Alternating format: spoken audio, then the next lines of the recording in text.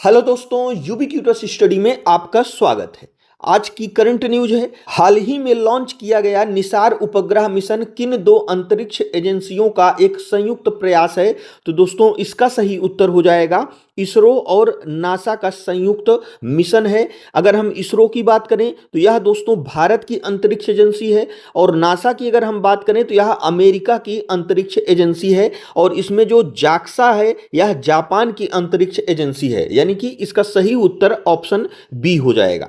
आइए इसको हम लोग डिटेल्स में देख लेते हैं। दोस्तों निसार उपग्रह मिशन नासा यानी कि national aeronautics and space administration USA और इसरो यानी कि भारतीय अंतरिक्ष अनुसंधान संगठन का एक महत्वपूर्ण संयुक्त पृथ्वी अवलोकन मिशन है। अगर हम इसकी मुख्य विशेषताओं की बात करें तो निसार का पूर्ण रूप NASA ISRO synthetic aperture radar है। यह उपग्रह पृथ्वी की सतह पर अध्ययन करने के लिए दोहरी आवृत्ति सिंथेटिक अर्चर रडार तकनीक का उपयोग करता है, जिसमें एल बैंड और एस बैंड रडार शामिल हैं। जिसमें जो एल बैंड है इसको नासा के द्वारा विकसित किया गया है, और जो एस बैंड है यह इसरो के द्वारा विकसित किया गया है। और इसी के साथ साथ दोस्तों यह इसकी सबसे अनूठी विशेषता है, क्योंकि एल बैंड रडार सघन वनस्पति में प्रवेश करके भूमि की सूक्ष्म गति को माप सकता है,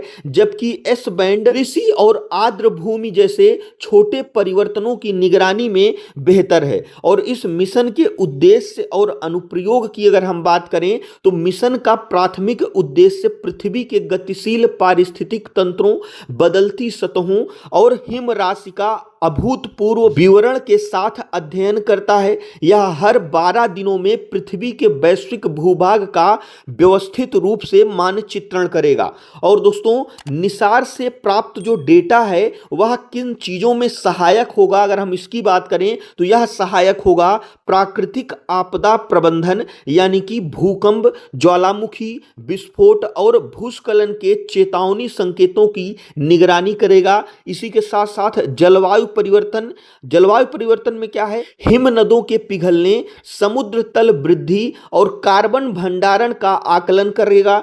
इसी के साथ साथ कृषि और जल संसाधन, फसल चक्र, मिट्टी की नमी और भूजल भंडारण की निगरानी करेगा। और इसी के साथ साथ दोस्तों इस मिशन को इसरो के जीएसएलवी MK सेकंड या फिर जीएसएलवी F-16 रॉकेट द्वारा सतीश धवन अंतरिक्ष केंद्र यानी कि श्रीहरिकोटा से प्रक्षेपित किया गया है। और यह भारत अमेरिकी अंतरिक्ष सहयोग में एक महत्वपूर्ण मील का पत्थर है। इसी के साथ साथ अगर हम इन दोनों की बात करें तो दोस्तों यह दोनों एक ही चीजें हैं। आप लोग इसको एक एग्जाम्पल से समझ सकते हैं। जैसे कोई एक बच्चा है, उसका दोस्तों दो नाम होता है। मान के चलिए एग्जाम्पल से उसका एक नाम ए है और एक नाम बी है। जो ए नाम है दोस्तों उसका जो है कॉमन नेम है, ठीक है, उसका जो है कॉमन नेम है। लेकिन जो बी नाम है उसका जो है एक स्पेसिफिक नेम है जो स्कूल का नाम है, यानी कि स्कूल में इसको जो है बी के नाम से जाना जाता है।